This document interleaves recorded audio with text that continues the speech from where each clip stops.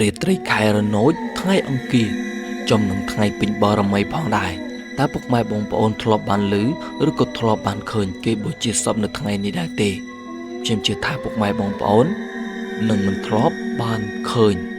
នរណាម្នាក់គេហ៊ានបូជាសពនៅថ្ងៃដែលខ្ញុំបានលើកយកមកនិយាយនេះទេព្រោះគេជឿថានៅពេលដែលពួកគេបូជាសពនៅថ្ងៃហ្នឹងអ្នកខ្លះនិយាយថាអាចធ្វើឲ្យសាកសពងើបឡើងវិញបានចំពោះអ្នកខ្លះទៀតនិយាយថាកាលណាបូជាសពនៅថ្ងៃហ្នឹងធ្វើឲ្យវិញ្ញាណដែលបានស្លាប់ទៅហើយនឹងអាចមានឫទ្ធិអំណាចទ្វេដងឬក៏អាចនិយាយមួយទៀតថាវិញ្ញាណកាចនេះឯងហើយបើសិនជាសាកសពនេះជាសពតែហោងទៀតនោះពុកម៉ែបងប្អូនសាកសម័យទៅមើលថាមានរឿងអ្វីកើតឡើងប៉ុន្តែសម្រាប់ខ្ញុំបាននិយាយទៅពុកម៉ែបងប្អូនប្រហែលជាមិនជឿរឿងមួយនេះទេវាជារឿងមួយដែលខ្ញុំនឹកស្មានមិនដល់ឆ្ងល់ក៏មិនត្រូវព្រោះពុករបស់ខ្ញុំគាត់គឺជាអាចារ្យភ្លុកហើយចំពោះថ្ងៃមួយនោះពុករបស់ខ្ញុំបានទៅបូជាសពនៅថ្ងៃដែលខ្ញុំលើកមកនិយាយនេះឯង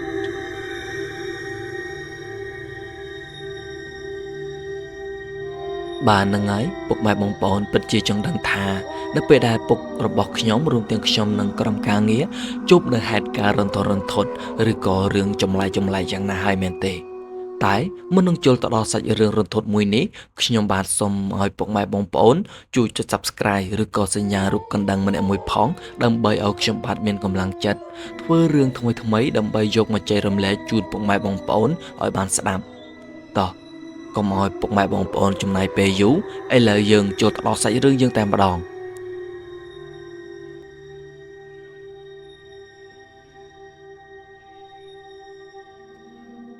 ថ្ងៃមួយនោះខ្ញុំនៅចាំបានថានៅក្នុងឆ្នាំ2011វេលារបាក់ជាម៉ោង 12 កណ្ដាលរាត្រីគឺមានក្រុមគ្រួសារមួយគ្រួសារបានខលមកពុករបស់ខ្ញុំនិយមពីតម្លៃមែនហើយបើនិយាយចំទៅគឺគាត់ខលមកនេះគឺដើម្បីរកពុករបស់ខ្ញុំឲ្យទៅបូជាសពនេះឯងចំណែកពុករបស់ខ្ញុំគាត់ក៏បានសួរបញ្ជាក់ថាតើត្រូវបូជាសពនៅថ្ងៃស្អែកមែនដែរទេចំណែកអំប្រុសដែលបានខំមកនោះគាត់ក៏បាននិយាយថាមែនហើយចំណែកពុករបស់ខ្ញុំគាត់ក៏បានឆ្លើយយល់ព្រមជាមួយគេយ៉ាងលឿនព្រោះមែនគឺខានចេញអស់រយៈពេល2ថ្ងៃទៅហើយ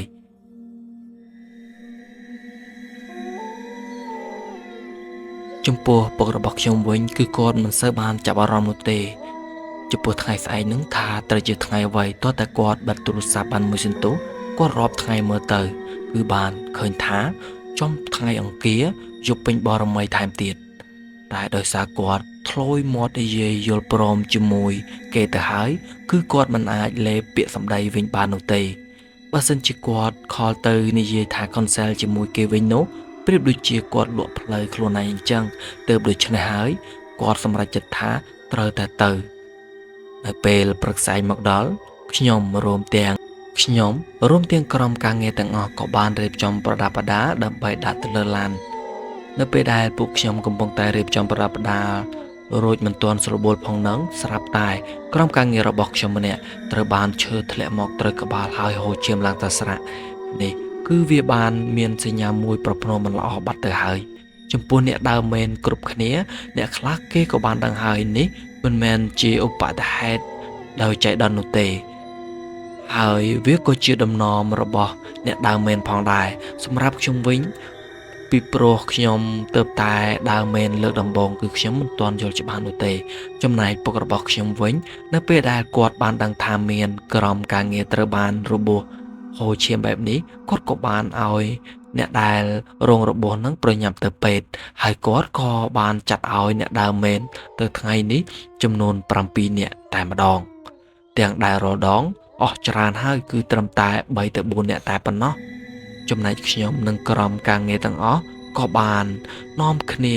ចាក់ចេញធ្វើដំណើរទៅកាន់ផ្ទះបន់សពមួយនោះ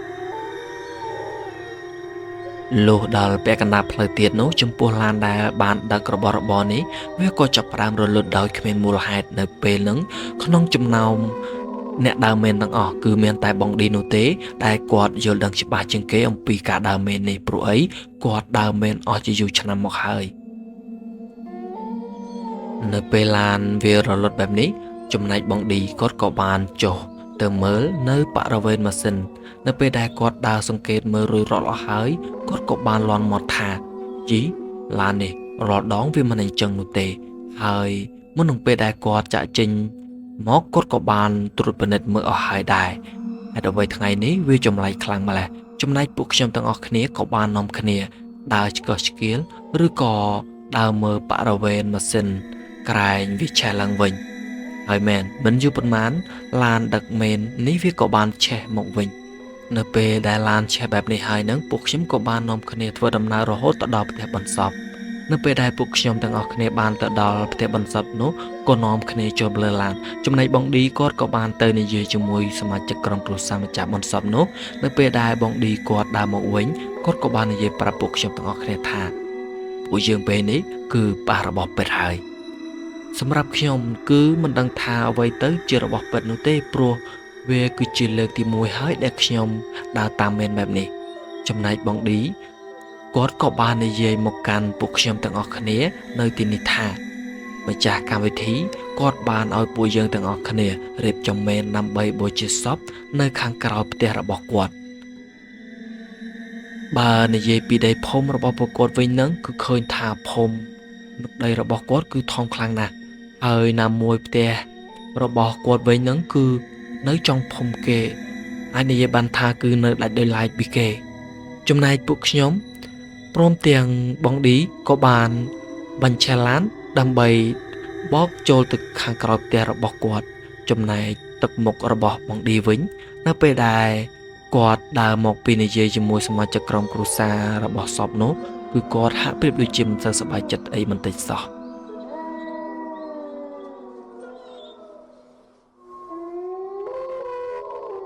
ចំណែកខ្ញុំវិញមិនសូវចាប់អារម្មណ៍ហើយក៏មិនបានសួរទៅគាត់ដែរនៅពេលដែលពួកខ្ញុំបានទៅដល់ដីខាងក្រៅផ្ទះរបស់គាត់ហើយនឹងគឺបានឃើញថាគឺមានចំការស្វាយរមៀតមួយឡើងធំចំណែកបងឌីគាត់ក៏បានប្រាប់ឲ្យពួកខ្ញុំថាពួកយើងរៀបចំមែននៅកន្លែងហ្នឹងហើយតែមួយទៀតដែលបងឌីគាត់បាននិយាយមកធ្វើឲ្យក្រុមការងារភ្ញាក់ផ្អើលគ្រប់គ្នាគាត់ថាចំពោះសពដែលយើងបូជានៅក្នុងយប់នេះគឺជាសាកសពស្ត្រីដែលមានពោះធំម្នាក់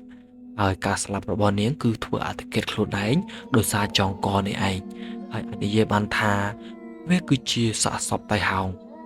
ចំណែកខ្ញុំវិញនោះនៅពេលដែលបងឌីគាត់និយាយបែបនេះគឺអារម្មណ៍ធម្មតានោះទេព្រោះអីគឺខ្ញុំមិនស្គាល់អ្វីទៅជា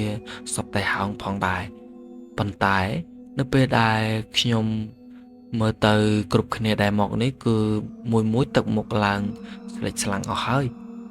នៅពេលនោះពួកខ្ញុំក៏បានរៀបចំមេនរួចរាល់ហើយក៏បានសម្រាកបន្តិច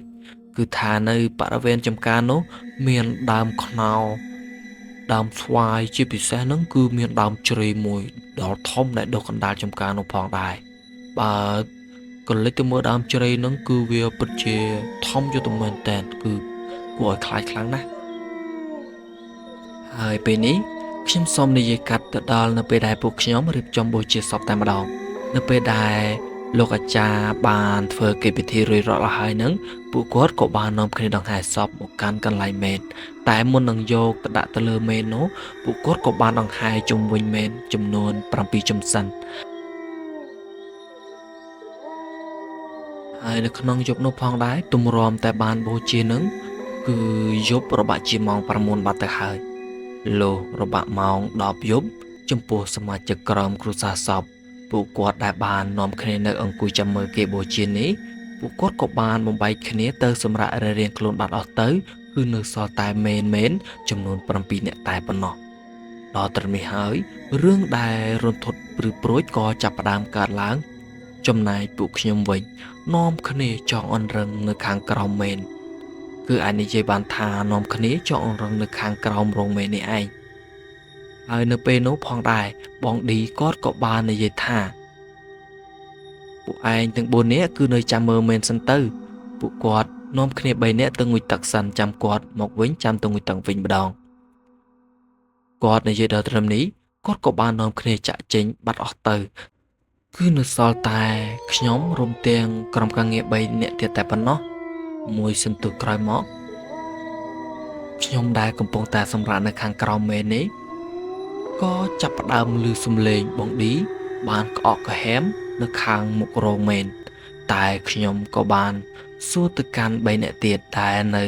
ជាមួយខ្ញុំថាតើបានឮសំឡេងបងឌីដែរទេប៉ុន្តែពួកគេទាំង3នាក់ក៏បានឆ្លើយមកខ្ញុំថាគឺគេមិនបានឮសំឡេងអ្វីទាំងអស់ចំណែកខ្ញុំក៏បាននិយាយក្នុងចិត្តតែម្នាក់ឯងថានេះប្រហែលជាខ្ញុំស្ដាប់ច្រឡំហើយ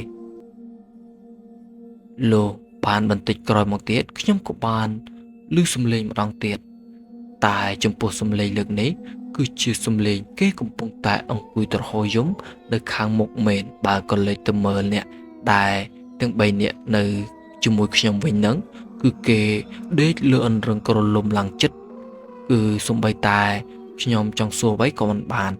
ដោយសារចង់ដឹងខ្ញុំក៏បានសម្រេចថាវែកប្រឡោះស្បៃមើលទៅកាន់សំឡេងនោះនៅពេលដែលខ្ញុំមើលទៅគឺបានឃើញថារូបរាងដែលកំពុងតែអង្គុយយំនោះជាមនុស្សស្រីសក់ឡើងវែងបាំងមុខឡើងចិត្តហើយគេកំពុងតែអង្គុយយំលើកៅអីដែលគេដាក់ឲ្យក្រោមគ្រួសារសពនោះទុកចាំមើលកាលពីល្ងាចនេះឯងហើយសំឡេងយំនោះក៏តែលឺទៅធ្វើឲ្យអ្នកទាំងអស់គ្នាដែលនៅទីនេះខ្លះក្រលំភួយនៅលើអន្រឹងឡើងចិត្តឈឹងអ្នកខ្លះទៀតគឺកំពុងតែដេកញយញាក់នៅក្នុងអន្រឹងគឺមិនហ៊ានចេញនោះទេប៉ុន្មានបងឌីគាត់ក៏បានមកដល់ហើយចំពោះសំឡេងដែលបានយំនោះក៏បានបាត់ទៅវិញបងឌីគាត់បានមកដល់ហើយគាត់ក៏បានប្រាប់ពួកខ្ញុំថាឲ្យទៅមុជទឹកវិញម្ដងនៅពេលនោះគ្មាននរណាម្នាក់ហ៊ានទៅមុជទឹកនោះទេពួកខ្ញុំគិតថាចាំព្រឹកចាំមុជក៏បានដែរហើយរបាច់ជាម៉ោង11ក៏បានចូលមកដល់គ្រាន់តែយប់ម៉ោង11ចូលមកដល់ភ្លាមរឿងចម្លែកក៏បានចូលមកដល់ជាច្រើនចំណែកឆ្កែតាមផ្ទះនីមួយក៏ចាប់ផ្ដើមនាំគ្នាលូបណ្ដាក់គ្នាលក្ខណៈថាវាលូពីផ្ទះមួយទៅផ្ទះមួយចំពោះផ្ទះសពគឺមានឆ្កែលូឡើងត្រហឹងតែម្ដងខ្ញុំកំពុងតែបូជានេះប្រៀបដូចជាមាននរណាម្នាក់កំពុងតែយកអ្វីមកដំនៅលើមែននោះដែរគឺប្រៀបដូចជាគេយកឲ្យញ័រទៅដំជាមួយដែកគោលសូទៅឃ្លោកនៅលើមែនទាំងខ្ញុំទាំងអស់គ្នាគឺនៅខាងក្រោមរោងមែនទាំងអស់ហើយពួកខ្ញុំទាំងអស់គ្នាពេលនេះក៏បានមើលមុខគ្នាឡើងស្រឡាំងកាំងតែម្ដងបើក៏លេចទៅមើលភ្លើងដែលកំពុងតែដុតបូជានោះគឺចាប់ផ្ដើមឆេះយ៉ាងសន្ធោសន្ធៅតែរឿងដែលធ្វើឲ្យពួកខ្ញុំនឹកស្មានមិនដល់ចំពោះសាកសពនោះគឺមិនឆេះនោះទេលុះបានបន្តិចសំឡេងខ្លាចស្រាក់វាក៏ចាប់ផ្ដើមយំឡើងប្រហឹងអើងកងតែម្ដងមិនត្រឹមតែខ្លែងស្រាក់នោះទេចំណែករលកខ្មោចវាក៏ចាប់ផ្ដើមយំក្បែរមែនខ្ញុំកំពុងតែបូជានេះផងដែរចំពោះអាកាសធាតុនៅពេលនេះវិញគឺធ្វើឲ្យពួកខ្ញុំម្នាក់គឺត្រជាក់ចង់ដៃត្រជាក់ចង់ជើងអស់ទៅហើយអត់តែបងឌីនោះទេដែលមានសភាពខុសពីគេព្រោះអីគាត់សាំនឹងទស្សនវិជ្ជាបែបនេះទៅហើយនៅសុកនោះក៏បានឮសំឡេងមួយទៀតបានបន្លឺឡើងនៅលើមែនតែម្ដងគឺឮថាហឺប្រៀបដូចជាគេដេញគោអញ្ចឹងបងប្អូនពិតជាដឹងហើយសំឡេងមួយហ្នឹងហើយចំពោះបងឌីគាត់ក៏បានដឹងថានៅពេលនេះគឺមិនសូវស្រួលនោះទេគាត់ក៏បានទាញទូរស័ព្ទដើម្បីខលទៅពុករបស់ខ្ញុំគាត់ក៏បាននិយាយប្រាប់ពុករបស់ខ្ញុំថាយប់នេះគឺវាមិនសូវស្រួលនោះទេតើចំពោះសពវិញស្មើនេះហើយគឺបូជាមិនឆេះទៀតតើត្រូវគិតយ៉ាងណាមេដល់ពេលនោះផងដែរសំឡេងមនុស្សស្រីក៏បានសើចឡើងកលួចចេញពីម្ខាងមែនដែរសំឡេងនោះបានបន្លឺចេញពីដើមខ្នោសមួយដើមដែលវានៅក្បែរនេះបងឌីគាត់ក៏បានយកពិលដើម្បីឈោលទៅមើលដល់ពេលដែលឈោលទៅដើមខ្នោសនោះហើយតើបងប្អូនដឹងទេថាពួកខ្ញុំបានឃើញអ្វីគឺបានឃើញស្ត្រីពោះធំម្នាក់គេកំពុងតែឈរសើចបែរមុខមករកពួកខ្ញុំ ទាំងដែលខ្លួនប្រាណរបស់គេនោះគឺប្រឡាក់សិតតែឈាមបើកលេចទៅមើលកៅភ្នែកវិញឡើងប៉ិនពងមន់ទៅហើយបើនិយាយទៅវាគួរឲ្យខ្លាចខ្លាំងណាស់ចំពោះអ្នកដែលនៅទីនេះគ្រប់គ្នាវិញគេក៏បានញញែកដូចកូនកណ្ដុរអញ្ចឹងនៅពេលដែលបានឃើញទស្សនវិជ្ជាមួយនេះហើយឆ្កែក៏ចាប់ផ្ដើមលូឡើងត្រហឹងពេញភូមិទៅហើយម៉ោងពេលនេះគឺចូលទៅដល់របាក់ជាម៉ោង12យប់ចំពោះខែក៏បានពេញបរមីវាមានពន្លឺច្បាស់គួរសមដែរហើយបើកលេចទៅមើលព្រះច័ន្ទ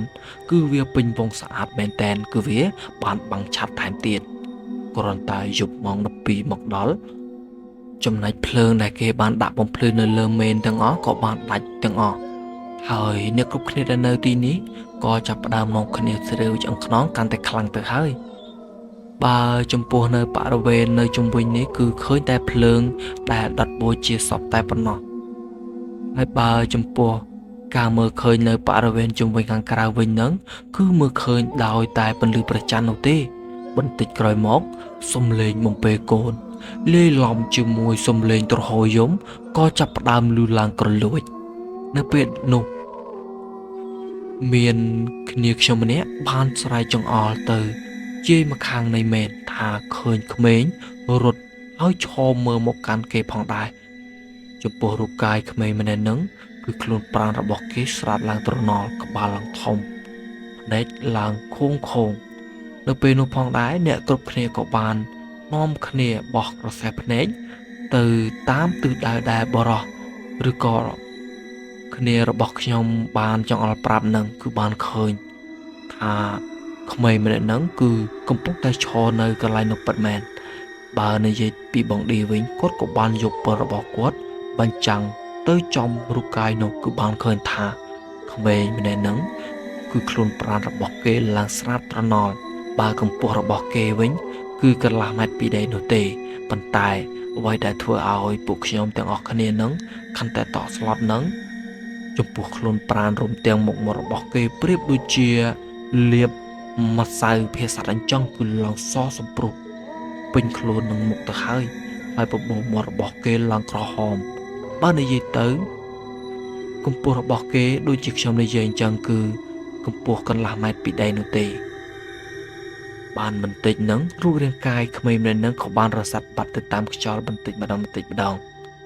ចំណែករឿងដែលរំទន្នថត់នៅពេលនេះក៏មិនទាន់អស់នោះដែរលុះបានមួយសន្ទុះក្រោយមកចំពោះសំឡេងដែលទ្រហោយំក៏ចាប់ផ្ដើមមិនលឺឡើងម្ដងទៀត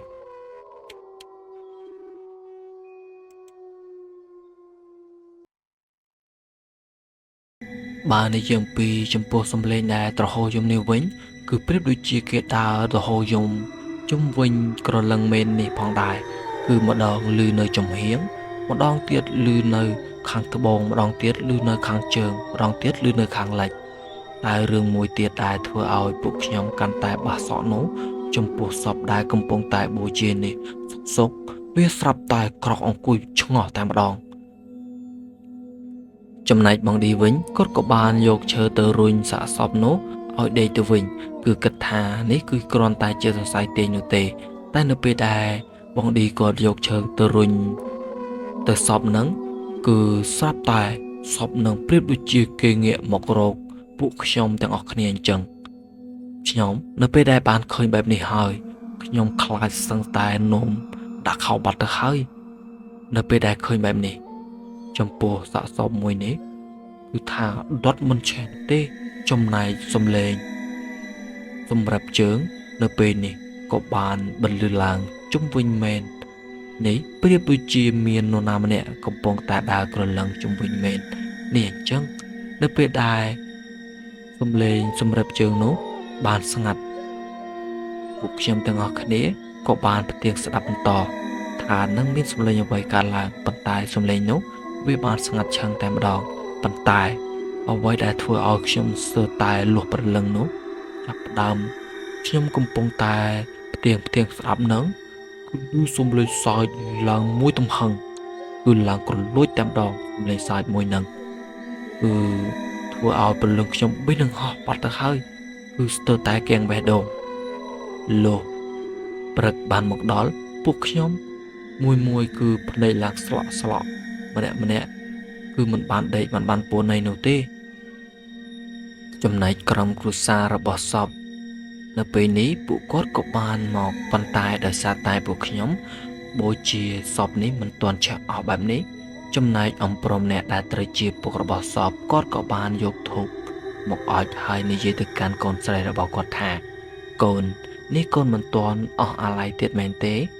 ហើយពុកសូមឲ្យកូនឆាប់ទៅចាប់ជាតិចាប់កំណត់ទៅកុំនៅវល់ទៀតអីចំណែក